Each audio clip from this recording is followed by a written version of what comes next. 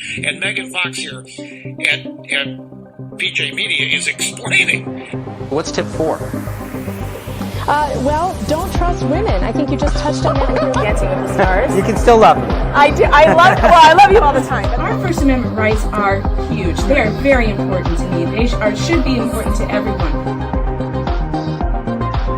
Don't be a public official if you don't want to be filmed, ma'am. Megan Fox. Yes. That's right. Get out of here.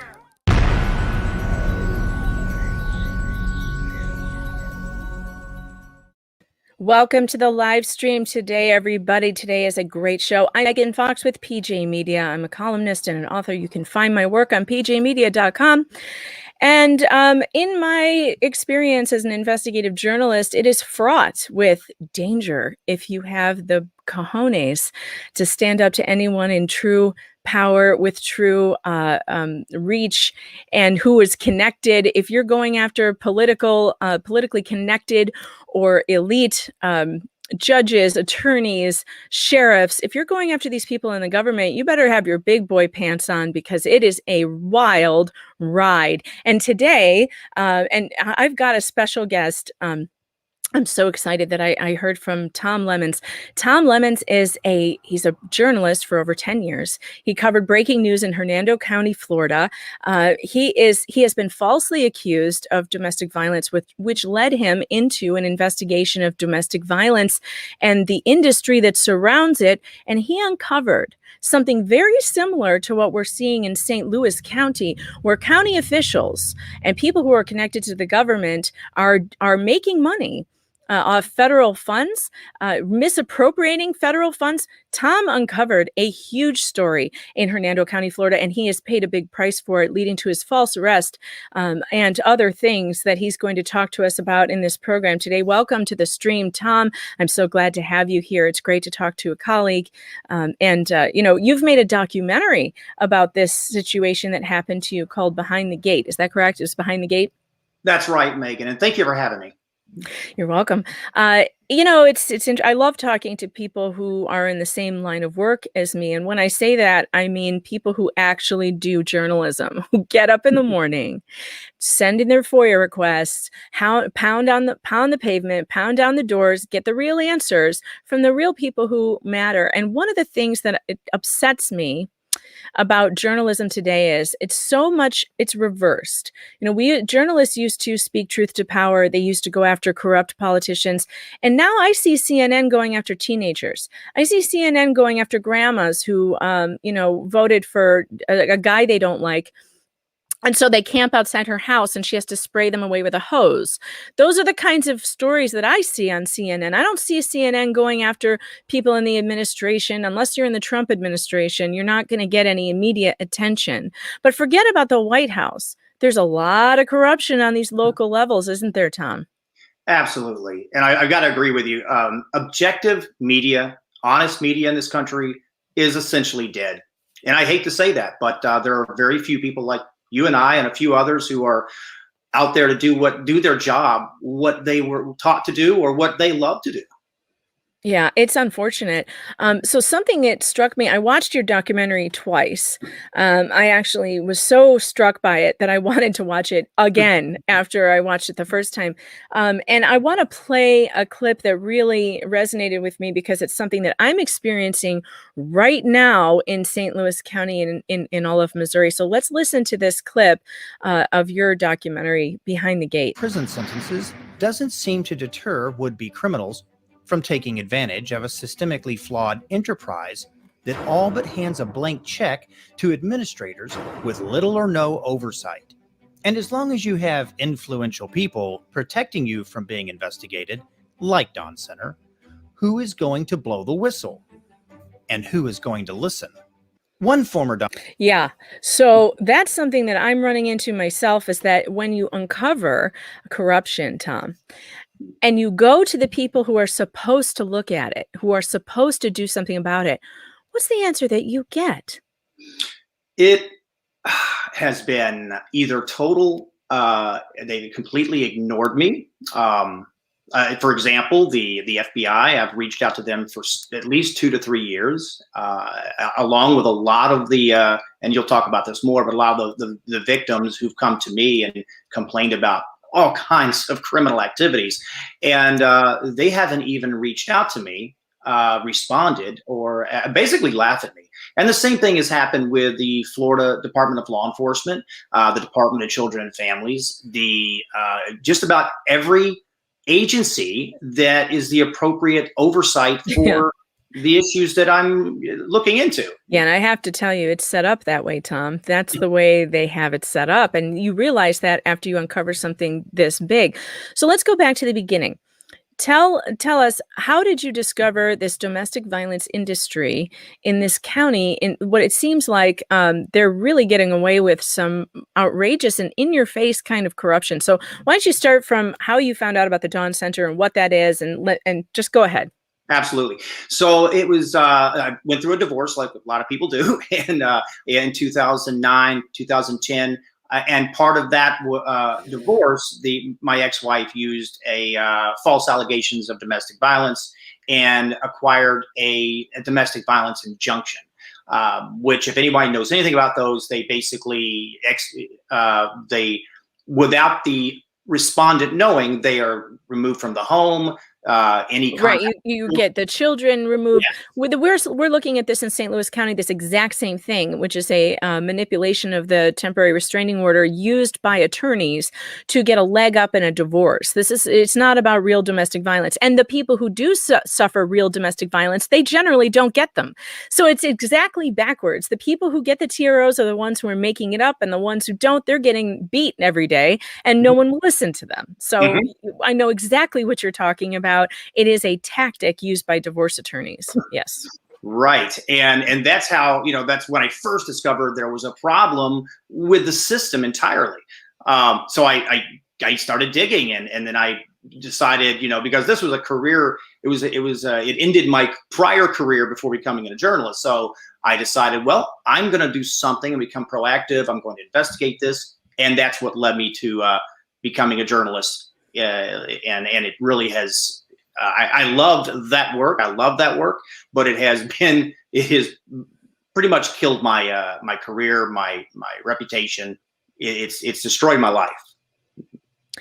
This is so scary. All right. So how did you come across the Dawn Center, and tell us what you found there? So there was when I started the clerk's office, and all of this is described in the film, but I discovered that the clerk's office, like 66 others in the state, they have, that's where you process the injunctions. You want one, you go there, you file a petition. I discovered that the first sign of a big red flag was that women were coming to me and saying, my apologies. That's okay. Women were coming to me and saying they were told to lie on petitions. And so I actually did an earlier documentary about that, about this lying, and I called it the DVI, DVIs, which are domestic violence injunctions. And I discovered that this was more of a systemic problem. This was going on a lot. And so fast forward to recently, and I discovered that the clerk's office, just in this county, the clerk deputizes civilian advocates that work for this Dawn Center, this facility. Yeah, this is nuts. This part of the story is nuts. Yeah. That is an interesting thing you found out, is that these employees at the Dawn Center, which is a domestic violence shelter, supposedly, are deputized and given the home phone numbers of all the judges in the county. Then what do they do with those numbers, Tom? I don't know. I mean, common sense would say, wow, you have a backdoor, line of communication to negotiate what happens in someone's case. Yeah, and believe me, we're finding ex parte communications in St. Louis too. We caught it on tape on a leaked Zoom call where they are, and an email from the presiding judge talking about case fixing. This is something that they do, and they do regularly in these systems where there's corruption. You can assure yourself there's ex parte communication. So they've given these deputized employees of a domestic violence shelter, which is funded by the federal government, correct? Correct.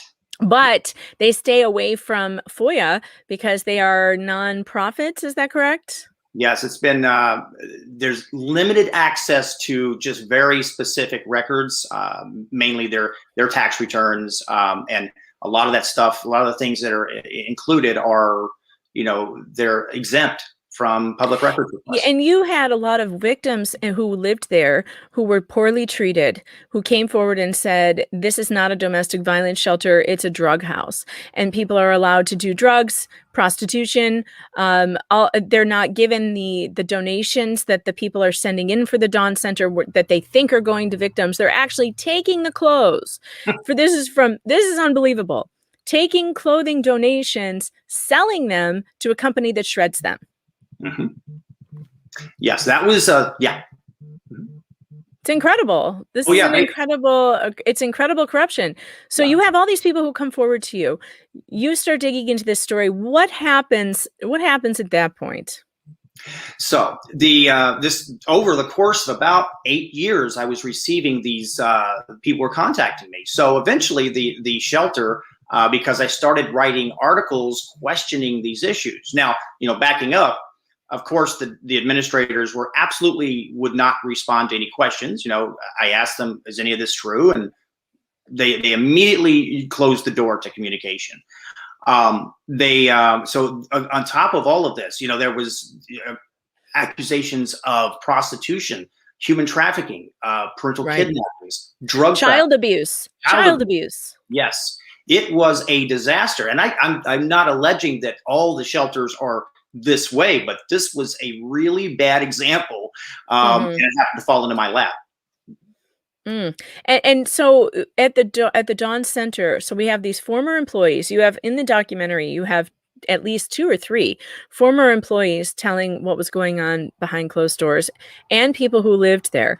One of the things that they said was happening with the TROs, with the fraudulent TROs, is that they would use these TROs. The women would get these against the husbands, take the children, and flee into the Dawn Center, where no law enforcement was able to get them out. The sheriff would not do anything about it. Is that correct? Tell us about the sheriff and how didn't the FBI have to go in there after some children because the sheriff wouldn't do it? Absolutely. And the reason the sheriff wouldn't do this is this is an important fact for your audience to understand, is that the Dawn Center has a board of directors, and it's used as a political springboard for local politicians. Well, the sheriff was a president of that board. So shocking.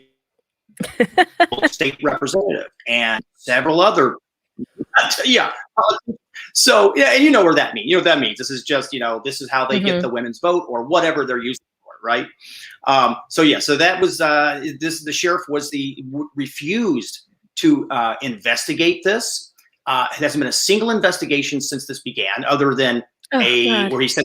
And how many years ago did you uncover this? When did this start? It's been about 8 years since I began this. Oh my God. Not one investigation.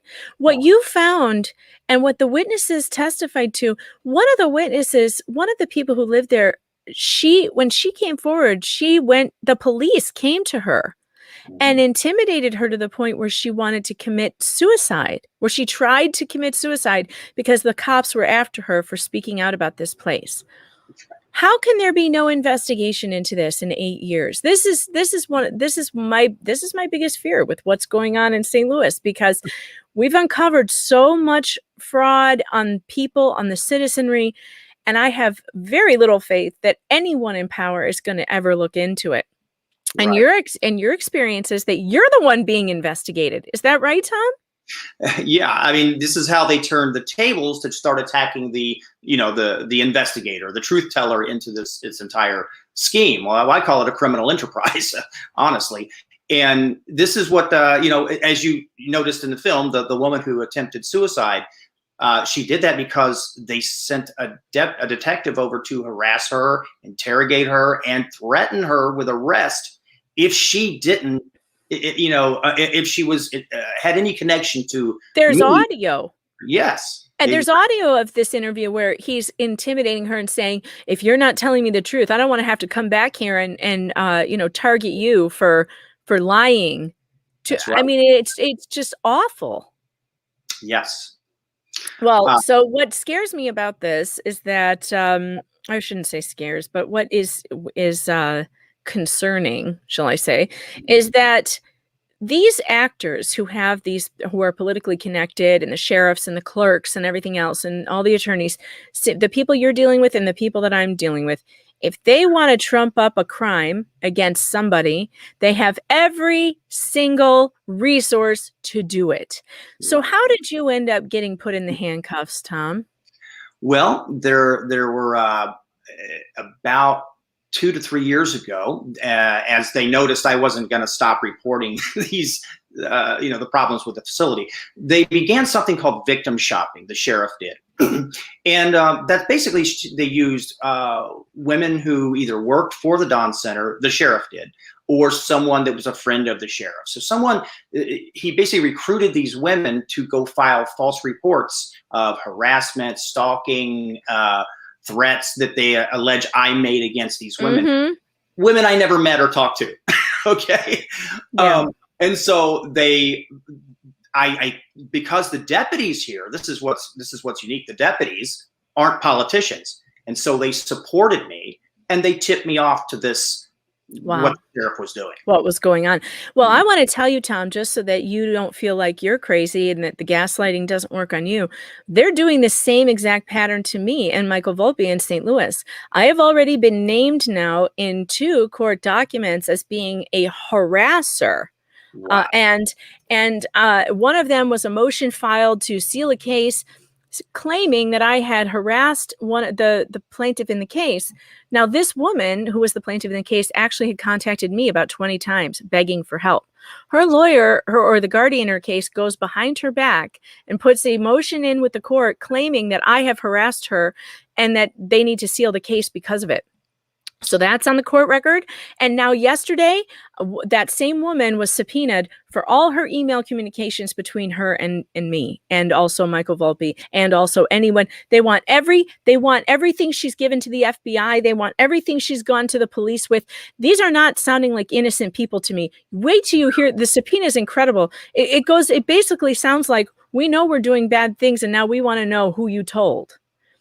Right. And they have the power to do this. They have subpoena power, although I would suggest she not do anything. I wouldn't give them anything. It's crazy what they're doing. Yeah, it's these are tactics used by, communist governments. These are Gestapo tactics. Mafia. Yes, It feels like mafia. It feels like extortion. And I mean, and yet there's no one to help you. We went to the Attorney General. The Attorney General has put it in writing. I'm not going to do a damn thing about any of this. Because it's not my job. It's always not my job. The FBI, nothing. We get nothing from them. The Department of Justice, they know about it. Don't know what they're doing. Meanwhile, we're out here with our necks on the line and they're building a record. So I just want to tell you that this is a pattern that they do when they get challenged. They will build a record. This happened to me in Orland Park years ago when I went up against a corrupt library. They started building a police record on me, calling the police and making reports 11 times. Nothing ever came of that. But if you go into the police record in Orland Park under my name, you're going to find 11 reports claiming harassment, nothing ever came of it. This is what they do, though, and they do it to smear the reputation of the journalist who's speaking truth to power, instead of in order to throw the citizenry off to what they are doing. So you get attacked in a bar one night, Tom. How did this, and it's all on camera, it's in your documentary. How did that, who were those people? Were they the victims from the victim shopping? I don't know who those women were. I met them for the very first time that night. And as your viewers can see when they watch the video, I was having a conversation and suddenly I was attacked. Turns out this is where it really gets weird, is that the arresting deputy is the nephew to they arrested me for battery, despite the video. Despite the video evidence that you were attacked, and like all I can see you doing is like covering your head and stuff, like And the deputy happens to be the nephew to the Dawn Center president, or a former Dawn Center president. Of course, that makes perfect sense. That makes so you get put in handcuffs, you get taken away. What was the outcome of that? Did they file the charges, or were the charges dropped on that? Oh yes, these charges are actually pending, and we will be going to trial to that and the other attack against me. Those are going to trial very soon. Oh my gosh! I'm facing up to, depending, the state, the way they're doing things now is actually threatening to increase those misdemeanor battery charges to felonies, which if they put all of these charges together, I could literally go to prison for up to 20 years. What? Mm-hmm. 20 years for being attacked. What was the second incident? Mm-hmm. The other incident came in the same year, and it's a very complex, as it's described in the film, but I had to sell my news business because of the boycott that was put on by the Dawn Center. The people who bought it happened to be working with the sheriff, and I didn't know that. The guy, so this is very complex, but I think I have to explain it to you. Sure. There's one of the assets that was supposed to be transferred to the new owner was a Google AdSense account, and I think you're probably familiar with that. Yeah. That means that I had ads on my news website, and I would get paid for those ads running. Well, turns out you can't transfer a Google AdSense account. So and of course I have to be careful how much I say. About the case, but let me just kind of stop there. I really need to be careful because this is going to trial. So yeah, sure. Basically money was deposited into my bank account, and I was a very little amount of money, but they charged me. Google AdSense is not much. Right. And they charged me with grand theft. And it turned out that yes, it turned out that the new owner had just met with the sheriff prior to that. And part of, and I should have known this, but part of the contract was that I not write articles about the sheriff or Dawn Center. So. In the sale agreement, you mean? Yes. Did you sign that?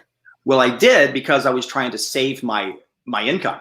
Yeah. And the way they put it was, look, this is temporary. Let's let things cool down, and you can go back to writing news. Wow. Yeah.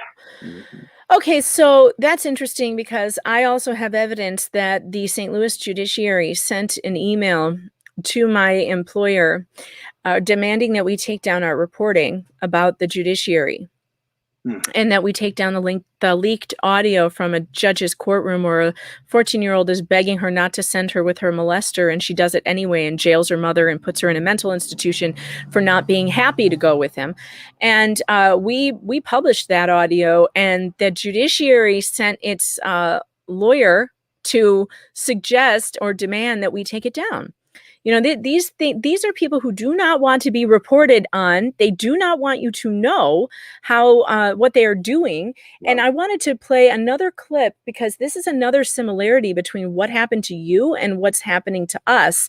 As far as transparency goes, there is none. And the second you start looking into and trying to get that transparency that as Americans we're entitled to, there are laws that say the government must be transparent in its dealings with the public, and yet we can't get them to be. And here's what happened to you. I'm going to play this part of your documentary, because this is so similar to what's happening to us. About their incredulous business arrangement with Dawn Center. But the gatekeepers weren't having any of that truth and transparency nonsense. After 10 years of reporting news from inside the Hernando County Government Center, I was suddenly banned from bringing cameras into the facility, and given a stern warning by Fifth Circuit General Counsel Roy Wolgamuth that if I continued asking questions, I would be subject to arrest. Every well-organized... Yep. And we are now... that's the pattern right there. We're not allowed in the courtroom. We're not allowed to hear what they're doing to Americans in open court. They're keeping out the journalists. They're keeping out the media. They're keeping out plaintiffs from their own cases. That's how bad this has gotten, that they know that the plaintiff is talking to me. And so they shut her out of the case and they make the lawyer do it. They have the lawyer do it on their own, and no one knows what happened in the courtroom. So it's interesting. You did this for 10 years. You were reporting in that county without problems. And all of a sudden one day when you're looking into the sheriff, you're not allowed, and the clerk, you're not allowed to go back in there. Is that right?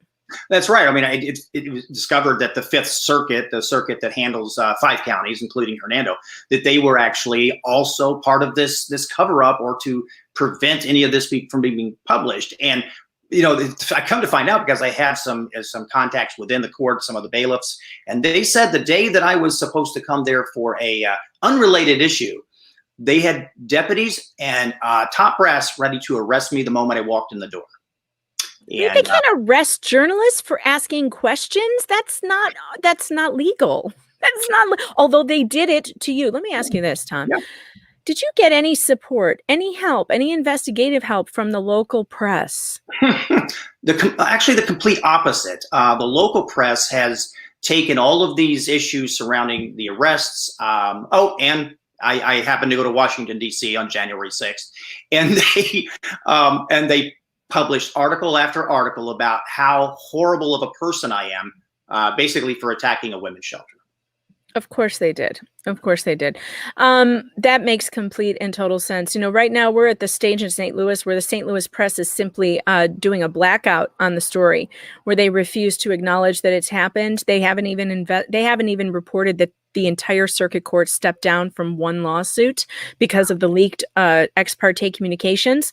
They haven't even reported that. And so what they're doing is they're putting an absolute blackout on it. So they're hoping that it will go away. And then their second step is going to be doing what they did to you, which is writing hit pieces on me, hit pieces on Michael, and trying to do anything they can to discredit us. You discredit the person telling the story instead of investigate the actual corruption happening. And I see that over and over again. You're not the first journalist to contact me and say, I'm facing criminal charges. There's another one in Colorado who went out to cover a story. I don't have his name in front of me, but he contacted me too. He went out to cover a story about CPS corruption, and he found himself the target of a false allegations of sexual harassment. So similar things, and he's facing criminal time as well. Here's the thing about the mainstream media. If they would enter the fray and do their job, these people's little kingdoms and fiefdoms would come crumbling down. But they must be connected in some way. Did you find any ties between local media and the Dawn Center and the sheriff and the people involved? Well, there's the Tampa Bay Times, which is the largest paper here in the Tampa Bay area, and they reported a lot of the same issues. Now, just backing up a little bit, Hernando County is a red county, but as we know, most media are very left, and but they still have to have a presence here. So the media from the Tampa Bay area, they have been absolutely. There's been no coverage of this, but there are a few local small media outlets here who have also ignored it, but there are direct connections to the same politicians. And it's been absolutely, they refuse to take a comment from me, discuss any of these surrounding issues. I know that the victims in the cases where we're looking at in St. Louis, we've had victims, over 100 victims come forward in the same scheme. And the victims themselves have been reaching out to the local press for years, and the press refuses. They did one 9-minute segment on a news station with 2 of the victims, but they refused to acknowledge the press conference where 30 more stepped forward.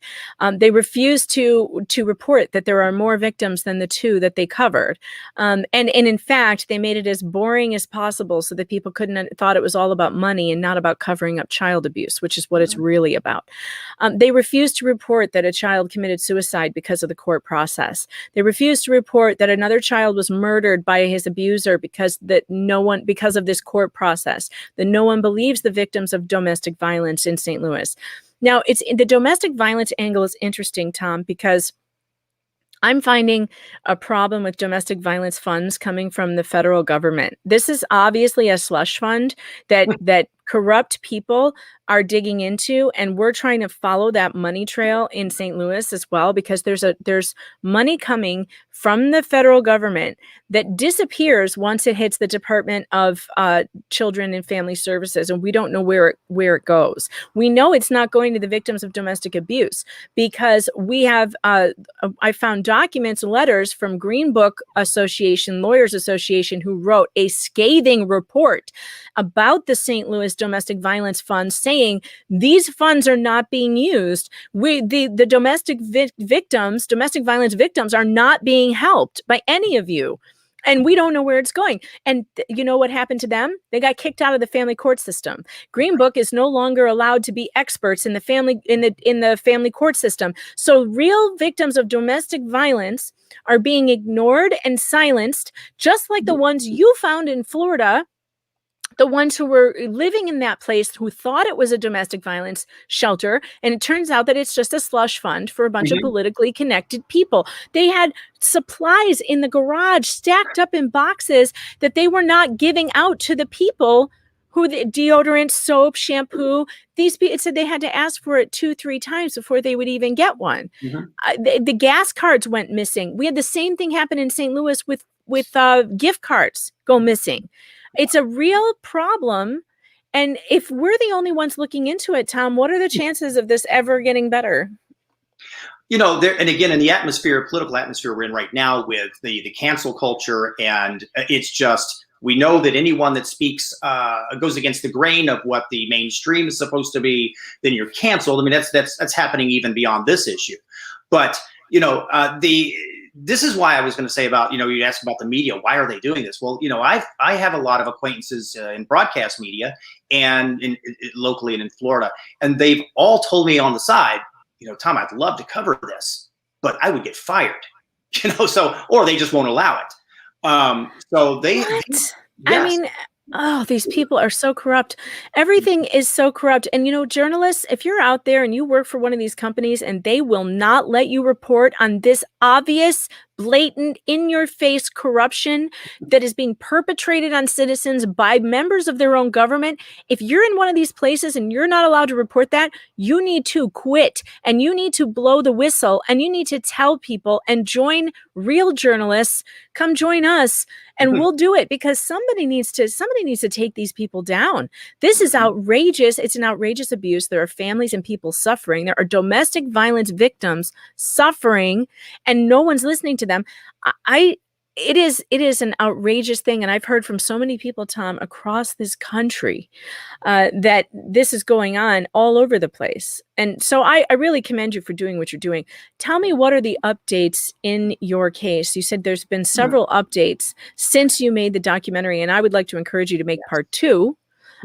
Because you should keep going. I mean, what do you have to lose now? They've just, they've taken everything, right?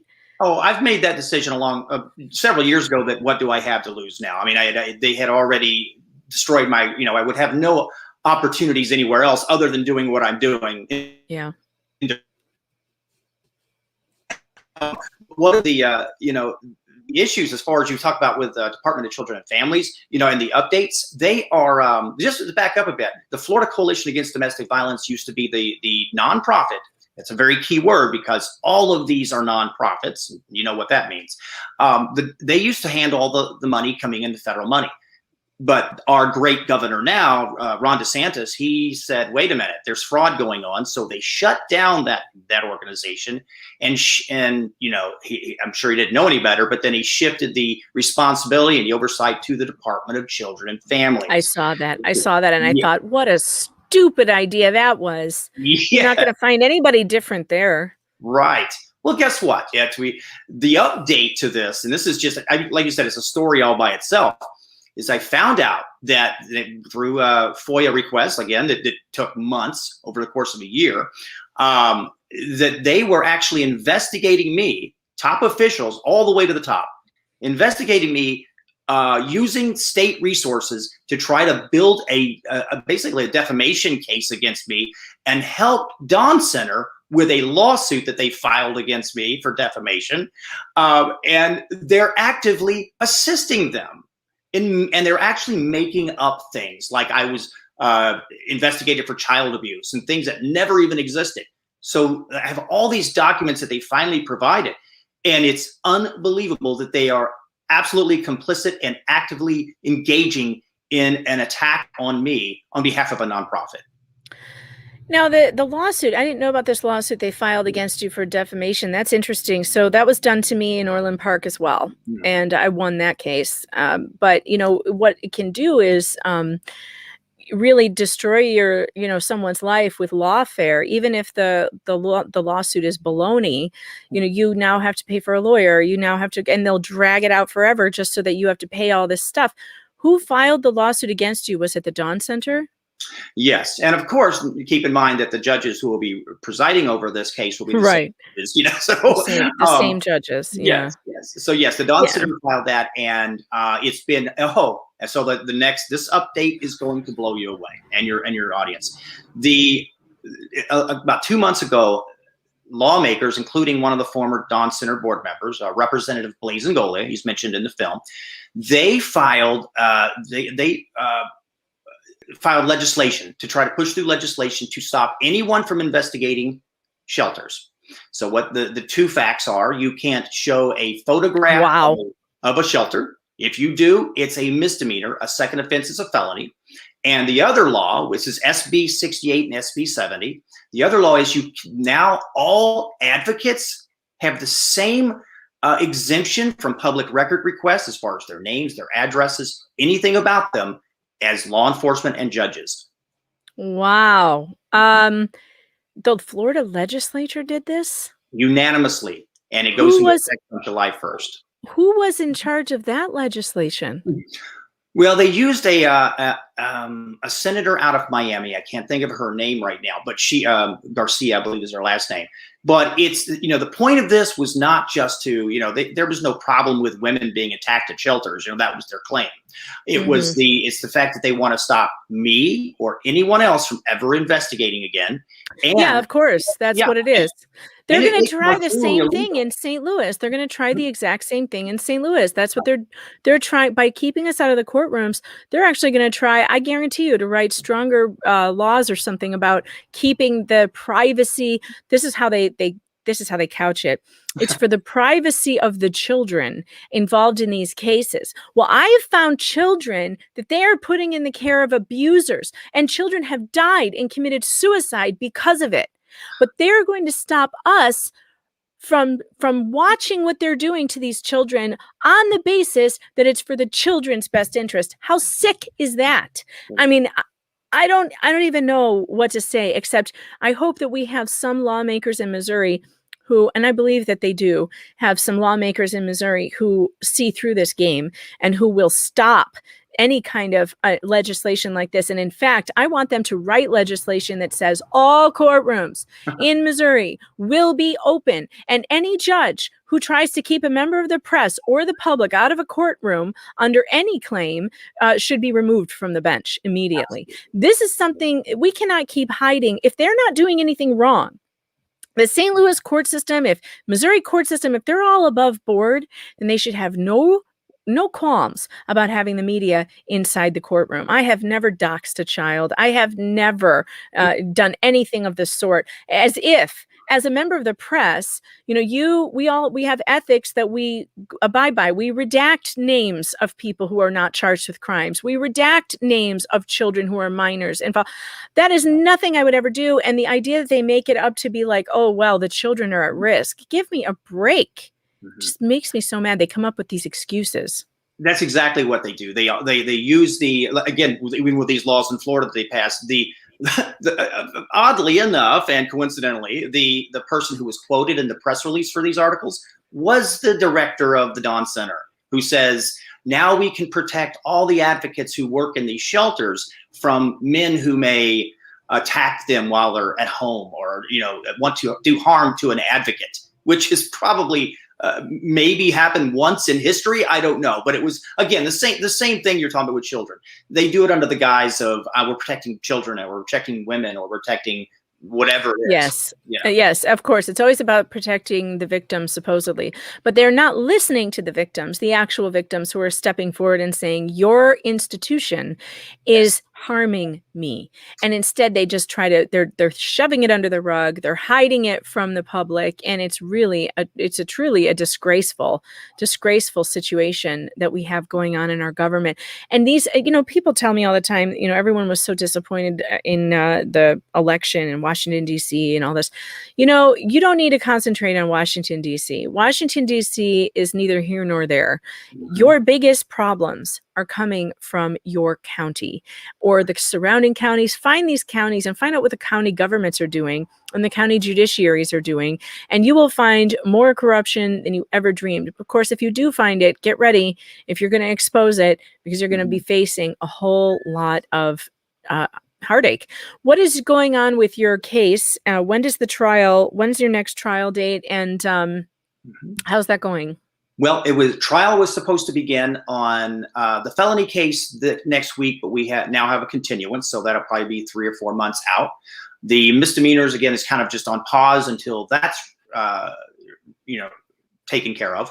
And but I have realized that the state, who's given no offers until a day before trial or a week before trial, that they would like to put me on probation, which I'm not going to take a plea, but they like to put me on probation so that the sheriff can violate me and I go back to prison. I go to prison anyway. What is your how does your lawyer feel about your case? Unfortunately, I am going to be terminating my relationship with my current attorney and hiring a new one. I will just leave it at that. Okay. Yeah. Well, this is the same thing with everybody, who tries to get help. You end up hiring an attorney who's a member of the bar association, who's in the same club as the judges. And if it's a case that they want to go a certain way, it's going to go that way.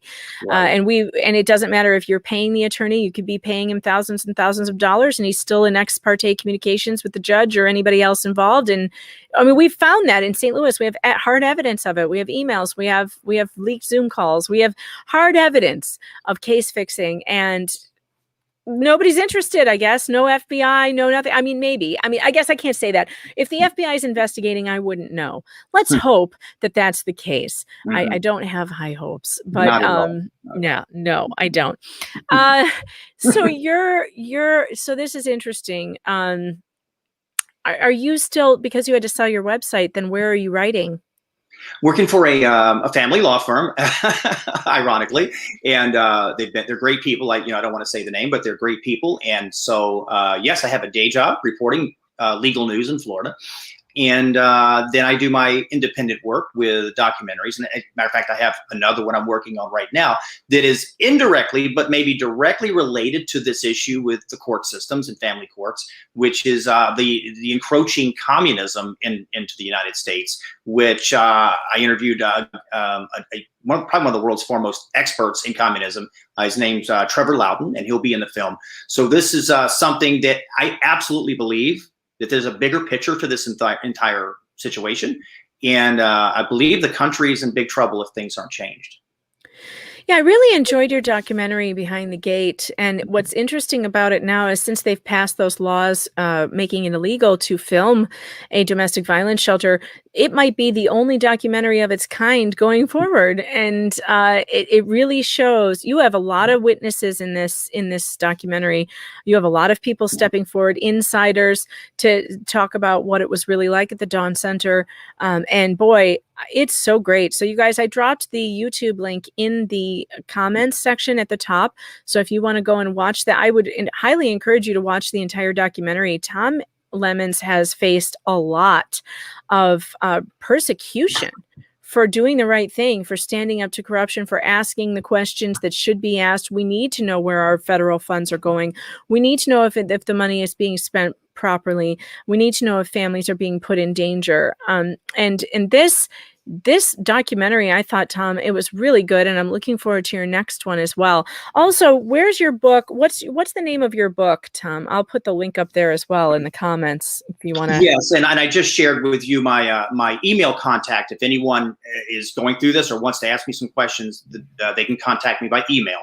Number one, because my Facebook page, they try to reach me there. It's under a different name. It's actually Thomas Newcastle III. So if trying to reach me, it's not under Tom Lemons.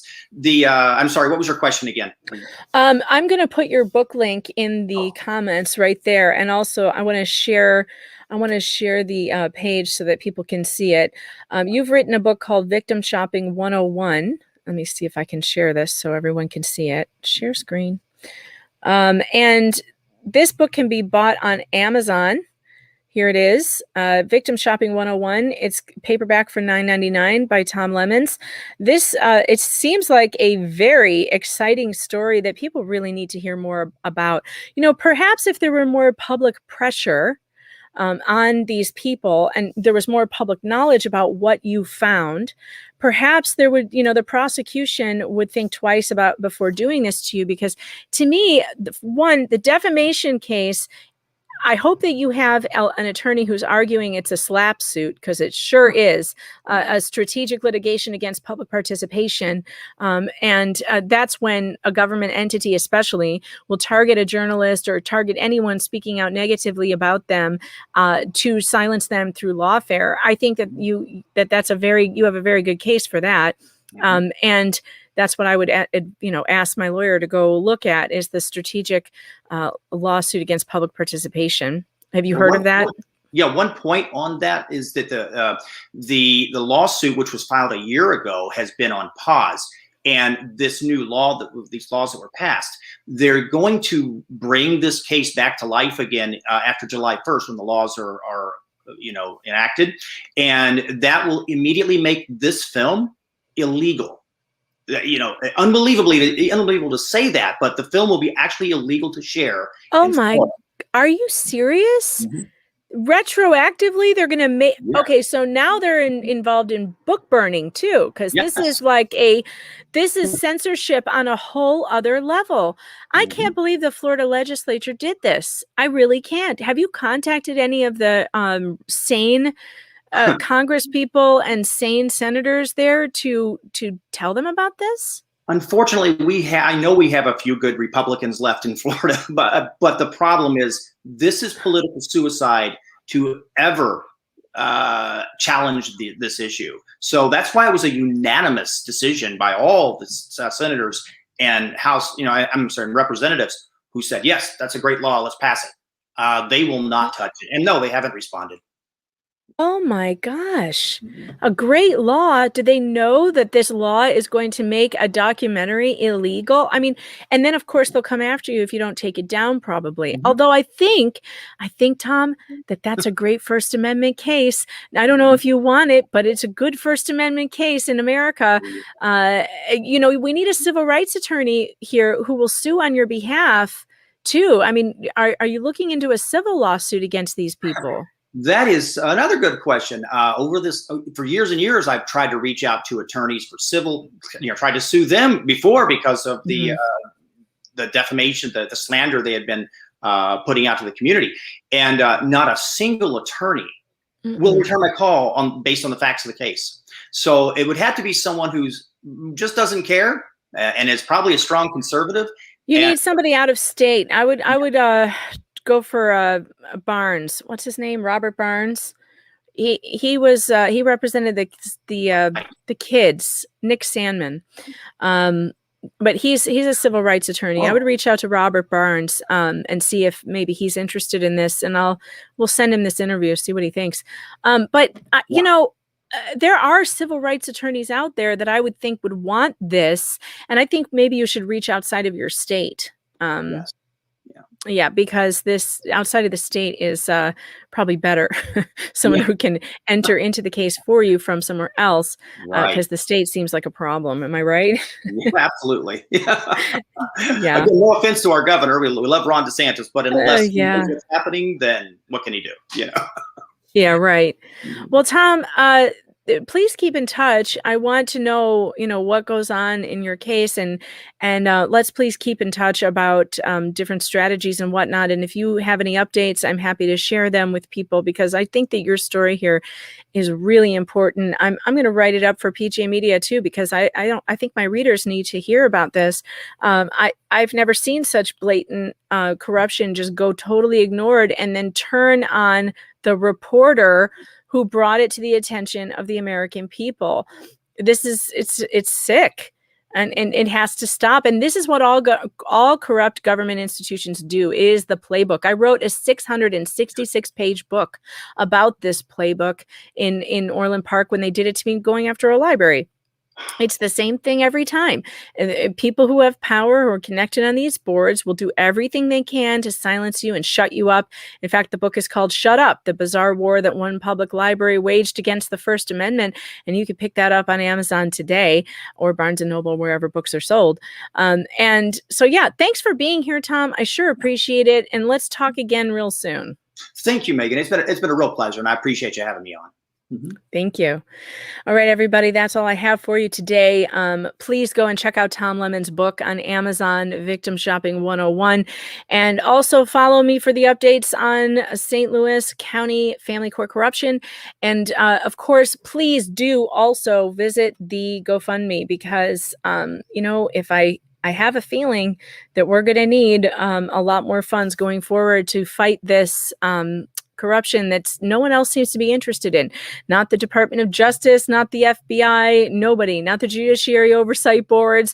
Nobody who's supposed to be doing investigation into corruption is doing it, except us, and we need your help. So if you could send $1, $2, $5 today, that would help very much. St. Louis, by the way, St. Louis County charges us hundreds of dollars every time we put in a FOIA request. I paid them $261 about a month ago, and they still haven't sent me anything. They happily cashed the check though, but we haven't got our FOIA request, and we're out $261, and I don't think I'm going to get it back. So this is how they keep you from getting FOIA requests in St. Louis County. They just take your money and never give you anything back. And what are you going to do about it? I guess I could sue them. I guess I could take them to court. I don't know if we will do that or not. So we'll have to see. Stay tuned for more. And I'll be back tomorrow with Michael Volpe. We have updates in the family court corruption scandal in St. Louis County. Until then, I'll see you later.